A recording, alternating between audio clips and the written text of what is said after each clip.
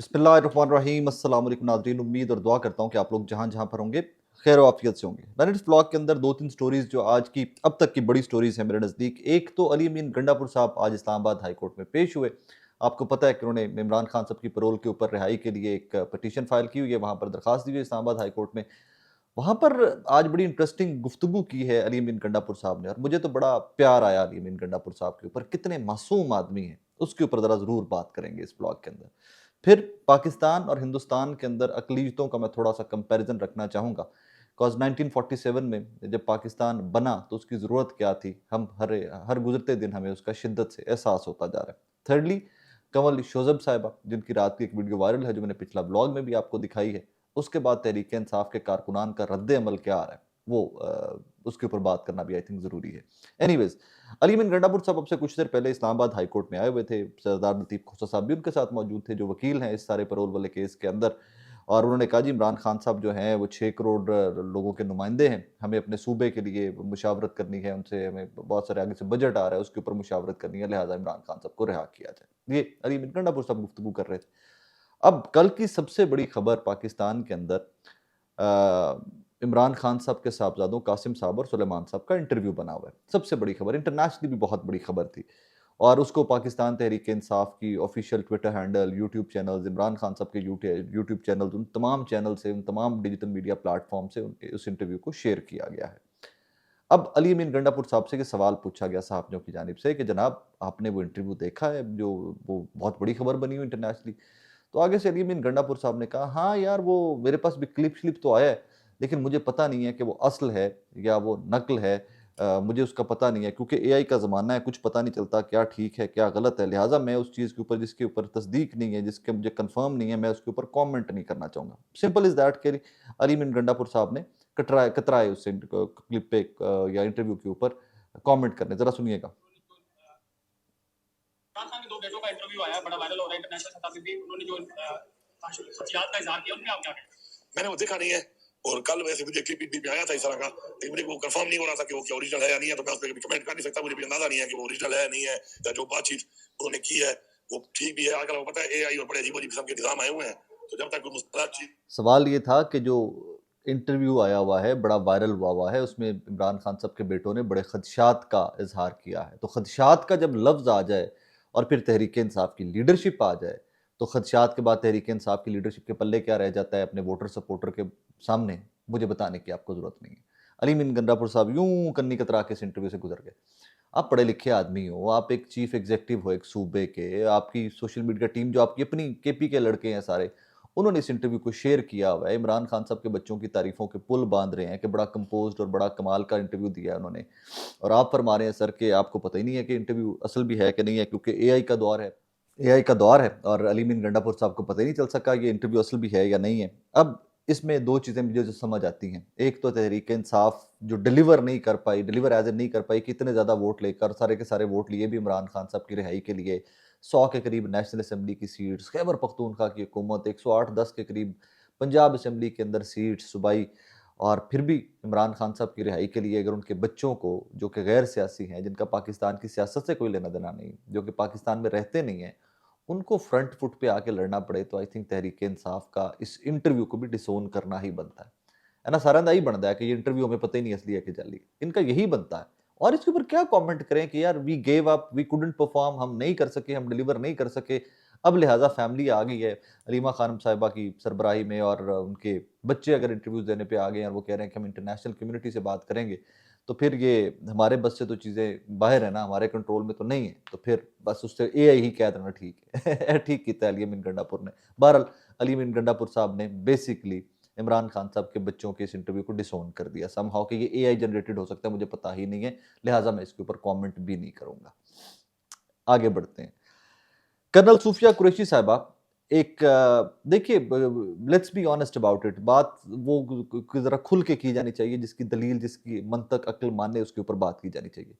फ़ौजी अफ़सर किसी भी मुल्क का हो, फ़ौजी किसी भी मुल्क का हो, उस कौम का वो फ़ख्र होता है। उसकी रिसेंट मिसालें जंगों में तो फिर हम बहुत ही ग्लोरीफाई करते हैं ना अपनी फ़ौजों को, सारी दुनिया ही फिर बहुत ग्लोरीफाई करती है, अमेरिका से लेकर पाकिस्तान, हिंदुस्तान, हर बंदा ही जो जंगों के फ़ौजी होते हैं, जो जंगे लड़के आते हैं मुल्कों की, उनको बहुत ज़्यादा ग्लोरीफाई किया जाता है, उनको हीरो बनाया जाता है। वैसे तो मेरे नज़दीक हर हीरो, हर पाकिस्तानी, हर फौजी इस जंग का हीरो है। लेकिन ज़रा हमसाया मुल्क की बात करें तो इस सारे जंग के हालातों वाक़यात के अंदर जो हिंदुस्तान की तरफ से आर्म्ड फोर्सेस उनकी जो हैं, उनका अपडेट्स, उनकी कार्रवाइयाँ, उनके हवाले में इंफॉर्मेशन हिंदुस्तान को और पूरी दुनिया को दे रहे थे। वो 2 ख़वातीन ज़्यादा थीं जो फ्रंट फुट पे थीं, और उन ख़वातीन में से एक का नाम था कर्नल सूफिया कुरैशी, जो मुसलमान थीं। और वो बहुत डिस्कस हुई पूरी दुनिया के अंदर कि हिंदुस्तान ने एक पैगाम ऐसा दिया था कि एक मुसलमान खातून को आगे उन्होंने किया अपनी तर्जुमानी के लिए, अपनी आर्म्ड फोर्सेस के लिए। बहुत अच्छा लगा, अच्छी बात भी थी। उसके बाद होता क्या है कि जनाब पाकिस्तान से डीजीआईएसपी आरएम शरीफ साहब थे और फिर वो थे। अब इस सारे मामले के अंदर उन्हीं कर्नल सूफिया कुरैशी को, कि जो हिंदुस्तान की नुमाइंदगी कर रही थी दुनिया के अंदर, उनकी अफ़वाज की नुमाइंदगी कर रही थी, और बीजेपी के एक सीनियर मिनिस्टर हैं, मध्य प्रदेश के वज़ीर हैं विजय शाह, उन्होंने भारतीय फ़ौज की जानिब से पाकिस्तान के खिलाफ शुरू किए गए ऑपरेशन सिंदूर की तफ़सीलात से मीडिया को आगाह करने वाली मुस्लिम फ़ौजी कर्नल सूफिया कुरैशी को ही दहशतगर्दों की सफ़ में ला खड़ा कर दिया। उन्होंने ये बयान दिया है। बीजेपी के रहनुमा मुसलमान के खिलाफ नफरत अंगेज़ बयान के बाद एक नई बहस छिड़ गई है और कांग्रेस रहनुमाओं ने भारतीय जनता पार्टी के वज़ीर से फ़ौरी मुस्ताफ़ी होने का मुतालबा कर दिया है। भारतीय फ़ौज की कर्नल सूफिया कुरैशी ने ऑपरेशन सिंदूर की तफ़सीलात बताते हुए पाक फ़ौज की जवाबी कार्रवाइयों में भारत को पहुंचने वाले नुकसानात की तफ़सीलात से मीडिया को आगाह किया था। इसको लेकर उन्होंने जनाब अपनी हुकूमत की ऑब्वियसली उन्होंने नाकामियाँ भी वो तस्लीम करनी थी। इस पे विजय शाह का कहना था कि दहशतगर्दों ने हमारे हिंदू भाइयों को कपड़े उतार कर कत्ल किया। वज़ीर-ए-आज़म नरेंद्र मोदी ने इसके जवाब में दहशतगर्दों की बहन को ही आर्मी के जहाज़ में इनके घरों पर हमला करने के लिए भेजा। दहशतगर्दों ने हमारी बहन को बेवा किया, इसलिए मोदी ने इन दहशतगर्दों की कम्युनिटी से ताल्लुक़ रखने वाली बहनों को उन्हें सबक सिखाने के लिए भेजा। सूफिया कुरैशी साहिबा की बात कर रहे हैं, और इसमें हिंदुस्तान के अंदर एक नया वावेला खड़ा हुआ है। कांग्रेस कह रही है जनाब रिज़ाइन कर दीजिए, और फिर पाकिस्तान के अंदर भी एक हमारी माइनॉरिटी है, क्रिश्चियन भाई हमारे, उनके एक पायलट हैं। उन पायलट ने क्या परफ़ॉर्म किया कामरान मसीह ने, और कैसे वो पूरी कौम की आँख का तारा है, कंपैरिज़न अपने आप दोनों सामने रख लीजिए। आपको मैं एक चीज़ पे I have to say that कि पाकिस्तान के अंदर भी कमियाँ कोताहियाँ बहुत हैं अभी। एट टाइम्स माइनॉरिटीज़ के साथ अनफेयर हो जाते हैं। पाकिस्तान के अंदर भी मामलात बहुत अच्छे नहीं होते। एट टाइम्स बहुत ज़्यादतियाँ हमारे मुसलमान भाई भी कर जाते हैं। मेजॉरिटी जो है वो चढ़ जाती है एट टाइम माइनॉरिटीज़ के ऊपर। लेकिन इस एक्सट्रीम तक कि आप अपने नेशनल हीरोज़ को यूँ तज़लील करें उनकी, ये मुमकिन नहीं है। पाकिस्तान के बॉर्डर्स के अंदर कम से कम मुमकिन नहीं है। मैंने एडमिट किया कि यहाँ पर कमियाँ कोताहियाँ हैं। हमें ठीक बहुत कुछ करने की ज़रूरत है। हमारे हिंदू भाई, हमारे सिख, हमारे क्रिश्चियंस, हमें बहुत कुछ ठीक करने की ज़रूरत है इस मुल्क के अंदर भी। लेकिन वो हालात नहीं है जो हिंदुस्तान के अंदर है। वो खातून जो आपकी नेशनल हीरो होनी चाहिए थी, जिसने, क्योंकि मैं I would be very honest, मुझे ज़ाती तौर पे लगता है कि जब when it comes to the आपके नेशनल बॉर्डर्स, नेशनल टेरिटरी और आपके उन उन सारे मामलात के अंदर जब आप कौमियत का मामला आ जाता है, कौमों का मामला आ जाता है, तो मज़हब नहीं होने चाहिए at that time. Hindu, Sikh, ईसाई पाकिस्तान के साथ सारे लड़े हैं यार। इसी तरह जो वहाँ पर मुसलमान थे, उन्होंने हिंदुओं के अपने अपने मुल्क की जंग लड़ रहे थे ना, वो तो अपने बॉर्डर्स की जंग लड़ रहे थे। सो यहाँ से आपको आइडिया हो जाना चाहिए कि पाकिस्तान किस कदर ज़रूरी था 1947 में, और किस कदर बड़ा एहसान है अल्लाह पाक का हम पे कि हमें उस माइंडसेट, बीजेपी हिंदुत्व माइंडसेट, उस आरएसएस के माइंडसेट के साथ ज़िंदा नहीं रहना पड़ रहा। हम अपनी खुली फ़िज़ाओं के अंदर सांस ले रहे हैं, अपनी मर्ज़ी से ज़िंदगी गुजार रहे हैं। और येस, कमियाँ कोताहियाँ जो हैं पाकिस्तान के अंदर भी माइनॉरिटीज़ को लेकर, इस तरह के मामलात के बाद हमें उनके ऊपर खुलकर बात करनी चाहिए। हमें दुनिया को पॉजिटिव मिसालें देनी चाहिए, and we need to fix those problems. जहाँ-जहाँ पर इश्यूज़ हैं, we need to fix those problems. Anyways, आगे बढ़िए। अली अमीन गंडापुर साहब का इंटरव्यू तो आपने देख लिया, उनकी तो वो सुन लिया आपने गुफ्तगू कि जनाब उनको तो पता ही नहीं है कि एआई जनरेटेड है कि नहीं है। कमल शोज़ब साहिबा की एक वीडियो रात को मैंने लगाई थी, और वो वीडियो आप आपने पिछले व्लॉग में देखी भी होगी कि वो अलीमा खानम साहिबा के लत्ते ले रही हैं। अब पाकिस्तान तहरीक-ए-इंसाफ का डिजिटल मीडिया एक्टिविस्ट और जो वर्कर है, वो बड़ा सीख पाया इस सारे मामले के ऊपर, बड़ा सीख पाया। उन्होंने कमल शोज़ब साहिबा की तशबीह दे दी है जनाब शेर अफ़ज़ल मरवत साहब के साथ। Excuse me.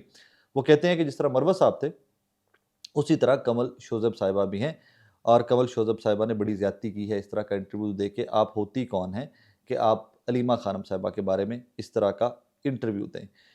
अब इसमें 2-3 चीज़ें, अब बार-बार वो इमरान खान साहब के इंटरव्यूज़ और वो जो बच्चों के इंटरव्यूज़ हैं, वो सारे की सारी शेयर कर रही हैं। अभी तक 1,61,000 लोगों ने उनका जवाब देखा है, जो उन्होंने जवाब दिया था, और मैंने कल आपके सामने पढ़ के रखा था, और 2,000 लोगों ने इसके ऊपर कमेंट किए। सिर्फ एक्स के ऊपर, सिर्फ ट्विटर के ऊपर 2000 लोगों ने कमेंट किया और 2000 में से 99.99% जो है वो मोहतरमा कमल शोजब साहिबा के खिलाफ है। बाकी फिर जिन लोगों ने ये क्लिप लगा कर फैलाया है और उसके ऊपर जो अल्फाज का जो चुनाव रखा है, मैं उसके ऊपर ज़्यादा बात नहीं करूँगा। लेकिन ये जो कल मोहतरमा कमल शोजब साहिबा ने लिखा था ना कि हमारी इंटरनल मीटिंग थी और इसका ये क्लिप वायरल किया गया, जानबूझकर वायरल किया गया और हम पार्टी के अंदर इख्तिलाफ राय होता है, हम इमरान खान साहब के सामने भी खुलकर मुखालफत करते रहे जिन चीज़ों के ऊपर प्रॉब्लम्स होते थे। इसी तरह अलीमा खानम साहिबा के सामने भी हम खुलकर मुखालफत करेंगे जहाँ पर हमारे इश्यूज़ होंगे। इस एक जवाब के नीचे 2000 लोगों ने, 2000 से ज़ायद जवाब आए हुए हैं मोहतरमा कमल शोजब साहिबा को। मुझे ये जो समझ आ रही है थोड़ी इस सारे मौजूदा हालात वाक़यात से, ये बड़ी पुरानी अब तो बहस होगी कि पाकिस्तान तहरीक-ए-इंसाफ का डिजिटल मीडिया का एक्टिविस्ट, उनका वर्कर, उनका वोटर सपोर्टर, उनकी लीडरशिप एक पेज पे नहीं है। दैट इज़ द रीज़न कि इनकी लीडरशिप के ऊपर आए दिन वो कॉम्प्रोमाइज़्ड का लेबल लगता है, क्योंकि वो और वेवलेंथ पे हैं और ये और वेवलेंथ के ऊपर है। वो आज भी इमरान खान साहब की रिहाई के लिए तहरीक-ए-इंसाफ का वर्कर किसी भी हद तक जाने को तैयार है और तहरीक-ए-इंसाफ की leadership has almost given up. इनके पास कोई स्ट्रैटेजी ही नहीं है। सलमान अकरम राजा साहब यार, लास्ट आपके पास जब तहरीक-ए-इंसाफ या कोई भी और सियासी जमात बिल्कुल थक हार जाती है तो वो कहती है हम एहतजाज करेंगे, हम सड़कों पे निकलेंगे, हम लॉन्ग मार्च करेंगे, हम एहतजाज की कॉल देंगे। सलमान अकरम राजा साहब कहते हैं हम एहतजाज की कॉल देते हैं, बंदे क्यों नहीं निकलते? सो ये तो हालात वाक़यात हैं इस पार्टी के हुए पड़े, जो पाकिस्तान की सबसे बड़ी पार्टी है, उस लीडर की पार्टी के कि जो पाकिस्तान का सबसे बड़ा लीडर है, जो वज़ीर-ए-आज़म बनने से पहले एक इंटरनेशनल स्टार था, जो पूरी दुनिया के अंदर पाकिस्तान को रिप्रेज़ेंट कर रहा था और जिसकी जंग आइन की बहाली, जमहूरियत की, अदलिया की आज़ादी, आप कर मेरे बुनियादी हकूक़ जो हैं, उनकी जंग है। उस शख्स जनाब इमरान खान साहब की पार्टी के ये हालात हैं। शायद खोटे सिक्के हर सियासी जमात के अंदर होते हैं। अभी रिसेंटली जुनैद अकबर साहब ने भी कहा ना कि अगर आप मेरी जेब में खोटे सिक्के डाल देंगे तो एहतजाज कैसे कामयाब हो सकता है। बेसिकली लोगों ने उसको भी डिकोड ठीक नहीं किया था।